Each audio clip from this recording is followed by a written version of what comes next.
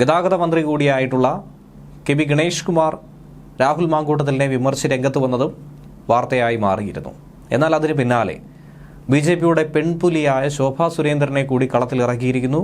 പത്മജയ്ക്ക് എല്ലാവിധ പിന്തുണയും നൽകാൻ ശോഭ തന്നെയാണ് മുൻപന്തിയിലുള്ളത്. നേരത്തെ തന്നെ പത്മജയ്ക്കെതിരെ മുരളീധരൻ വിമർശനം ഉന്നയിച്ചപ്പോൾ തന്നെ അതിന് കൃത്യമായ പരിഹാസം നൽകി മറുപടി നൽകി വായടപ്പിക്കുന്ന ഒരു പ്രതികരണമായിരുന്നു ശോഭയുടെ ഭാഗത്തു നിന്നുമുണ്ടായത്. എന്നാൽ ഇപ്പോൾ യൂത്ത് കോൺഗ്രസ് നേതാവ് കൂടിയായിട്ടുള്ള രാഹുൽ മാങ്കൂട്ടത്തിലിനെ വെല്ലുവിളിച്ചാണ് ശോഭ രംഗത്ത് വന്നിരിക്കുന്നത്. കേരളത്തിന്റെ വികസനത്തിന് വേണ്ടി കക്ഷി രാഷ്ട്രീയത്തിന് അതീതമായി പോലും പ്രവർത്തിച്ച നേതാവാണ് കെ കരുണാകരൻ. അദ്ദേഹത്തിന്റെ മകളായ പത്മജയെ അപമാനിച്ച രാഹുൽ മാങ്കൂട്ടത്തിലിനെ വെല്ലുവിളിച്ചാണ് ആലപ്പുഴ സ്ഥാനാർത്ഥിയും അതുപോലെ ബി.ജെ.പി നേതാവുമായ ശോഭ രംഗത്ത് വന്നിരിക്കുന്നത്.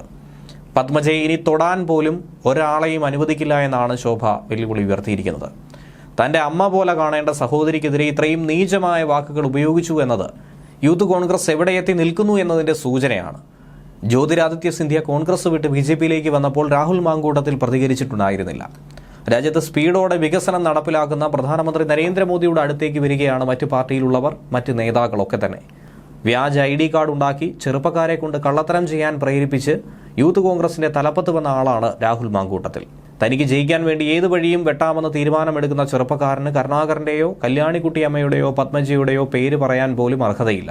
ഇനി അത് തിരുത്തേണ്ടതാണ്, മാപ്പ് പറയേണ്ടതാണെന്നാണ് ശോഭാ സുരേന്ദ്രൻ ആവശ്യപ്പെട്ടിരിക്കുന്നത്. ഇനി ഒരു കാരണവശാലും ഇങ്ങനെയുള്ള പ്രതികരണങ്ങൾ ഉണ്ടാകാൻ പാടില്ല എന്നുള്ള മുന്നറിയിപ്പും മുന്നോട്ട് നൽകിയിട്ടുണ്ട്. അനുജനായിരുന്നെങ്കിൽ ഒരു അടി വെച്ച് കൊടുക്കാമായിരുന്നു എന്നാണ് സംസ്കാര സമ്പന്നയായ കെ മുരളീധരൻ പോലും തള്ളിപ്പറഞ്ഞതിനോട് കെ പത്മജ പ്രതികരിച്ചത്. അവരിൽ കഴിവുകളുണ്ട്.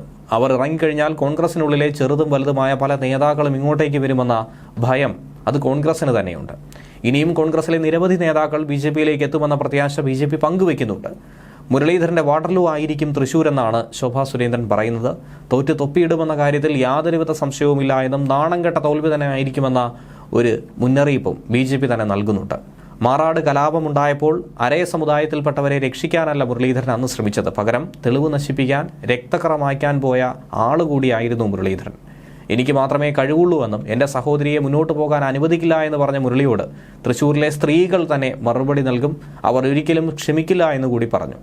ശ്രീമാൻ കരുണാകരൻ വേദനിച്ച ഘട്ടത്തിൽ അദ്ദേഹത്തിന്റെ കൈപിടിച്ചുകൂടെ കരുതലായി നിന്ന സഹോദരിയെ അങ്ങേയറ്റം അപമാനിക്കുന്ന വാക്കുകൾ ഉപയോഗിച്ചുകൊണ്ട് അപമാനിക്കുക തന്നെ ചെയ്ത മുരളീധരനെ തൃശ്ശൂരിലെ കോൺഗ്രസുകാർ തന്നെ ശിക്ഷിക്കുമെന്നാണ് ശോഭാ സുരേന്ദ്രൻ പറയുന്നത്. ഒരു കാരണവശാലും വിജയമെന്നത് മുരളീധരൻ അരികിൽ പോലും ഇല്ല എന്നാണ് ശോഭയുടെ വാക്കുകൾ.